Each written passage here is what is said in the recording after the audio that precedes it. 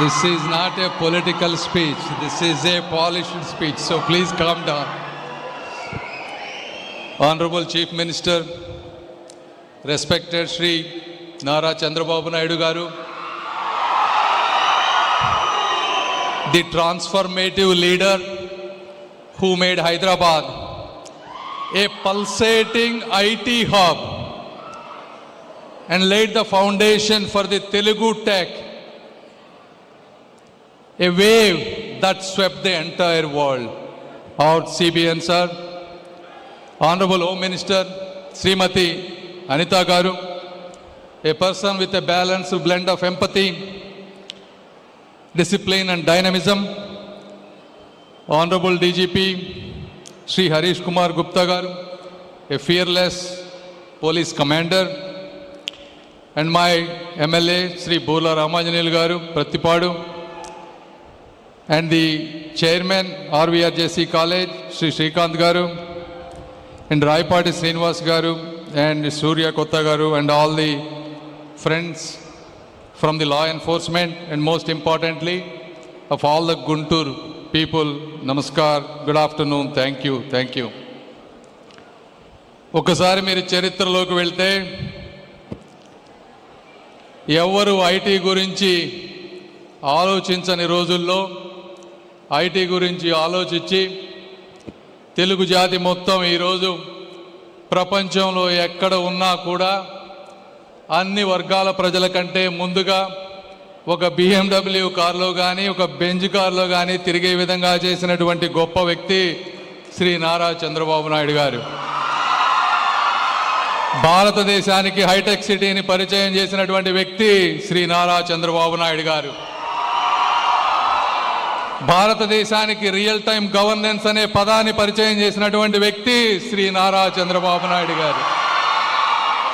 ఎవరికీ తెలియని రోజుల్లో సిటిజన్ సెంట్రిక్ డిజిటల్ సర్వీసెస్కి ఈ సేవ మీ సేవ అని పేరు పెట్టినటువంటి మహోన్నతమైన వ్యక్తి శ్రీ నారా చంద్రబాబు నాయుడు గారు. బయోమెట్రిక్ ఇంటిగ్రేటెడ్ గవర్నెన్స్తో అకౌంటబిలిటీ క్రియేట్ చేసినటువంటి వ్యక్తి శ్రీ నారా చంద్రబాబు నాయుడు గారు. పేపర్ల మీద ఉన్నటువంటి ల్యాండ్ రికార్డ్స్ని డిజిటైజ్ చేసినటువంటి మొదటి వ్యక్తి శ్రీ నారా చంద్రబాబు నాయుడు గారు. అయితే ఈరోజు ఆయనకి 75 years వచ్చిందని అందరూ అనుకుంటా ఉంటే మళ్ళీ ఈరోజు క్వాంటమ్ కంప్యూటింగ్ అని, ఆర్టిఫిషియల్ ఇంటెలిజెన్స్ అని, వాట్సాప్ గవర్నెన్స్ అని భారతదేశం మొత్తం కూడా మళ్ళీ ఈరోజు ఆంధ్రప్రదేశ్ వైపు చూసే విధంగా చేసినటువంటి వ్యక్తి కూడా శ్రీ నారా చంద్రబాబు నాయుడు. కొంతమంది అప్పుడప్పుడు అంటూ ఉంటారు క్వాంటమ్ వ్యాలీ అంటే, క్వాంటమ్ కంప్యూటింగ్ అంటే ఇదంతా మనం చూస్తామా ఏంటి, ఇదంతా నిజమేనా అని. ఈరోజు చెప్తా ఉన్నాం క్వాంటమ్ కంప్యూటింగ్ అనేది ఒకప్పుడు చాలా కష్టమైనది. ఈరోజు గూగుల్, అమెజాన్, మైక్రోసాఫ్ట్ అందరూ క్వాంటమ్ కంప్యూటింగ్లో ఉన్నటువంటి కష్టమైన వాటన్నిటికి కూడా సొల్యూషన్స్ కనుక్కున్నారు. క్యూబిట్ ఎర్రర్స్ రేట్ అనేది చాలా తగ్గిపోయింది కాబట్టి సొల్యూషన్స్ ఫాస్ట్గా వస్తూ ఉన్నాయి. రెండోది క్వాంటమ్ కంప్యూటింగ్ చాలా ఎక్స్పెన్సివ్ అయినప్పటికీ కూడా సాఫ్ట్వేర్ యాజ్ ఏ సర్వీస్ ఎలా ఉందో క్వాంటమ్ యాజ్ ఏ సర్వీస్ ఈ రోజున దాదాపు 4 లక్షల మంది బిజినెస్ ఓనర్స్ కానీ ఎంటర్ప్రైజెస్ కానీ ఎక్కడో ఉన్న క్వాంటమ్ కంప్యూటర్స్ ద్వారా సర్వీసెస్ పొందుతూ ఉన్నారు, ఎక్స్పెరిమెంట్ చేస్తూ ఉన్నారు. సో క్వాంటమ్ కంప్యూటింగ్ అనేది అతి త్వరలో జరగబోయేటువంటి రియాలిటీ. అయితే అది ఒక 2-3 సంవత్సరాల్లో రాబోవచ్చు. కానీ ఆ రోజు ఆలోచిస్తే దాన్ని విజనరీ అనరు, ఈరోజు ఆలోచించే వాళ్ళని విజనరీ అంటారు. ఆ విధంగా ముందుకు వెళ్తున్నటువంటి వ్యక్తి శ్రీ నారా చంద్రబాబు నాయుడు గారు. నిత్య నూతన విద్యార్థి అని మీ అందరికీ నేను తెలియజేసుకుంటా ఉన్నా. అదేవిధంగా ఈరోజు కార్యక్రమం చూసుకుంటే అంటే ఒక మనిషి ప్రవర్తనను బట్టి ఆ చుట్టుపక్కల 5 మంది ఎలా ఉంటారు అనేది చెప్పొచ్చు. మన ఆలోచనలు గంజాయి అమ్మే ఆలోచనలుగా ఉంటే మిగిలిన వాళ్ళు కూడా గంజాయి అమ్మే వాళ్ళే మన పక్కన చేరుతారు. మన ఆలోచనలు ఆర్టిఫిషియల్ ఇంటెలిజెన్స్ విధానంగా ఉంటే పోలీసులు కూడా ఆర్టిఫిషియల్ ఇంటెలిజెన్స్ గురించి ఆలోచించే విధంగా తయారవటానికి ఈరోజు ఈ స్టేజే మీకు నిదర్శనం అని మీ అందరికీ నేను తెలియజేస్తా ఉన్నా.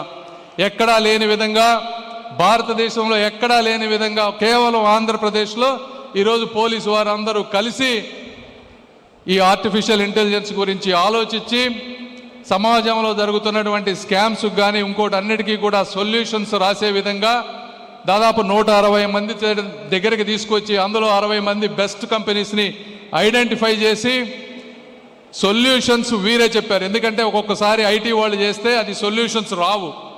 ఎందుకు రావంటే వాళ్ళకి ప్రాక్టికల్గా గ్రౌండ్ మీద జరిగేటువంటి రియాలిటీస్ తెలియవు.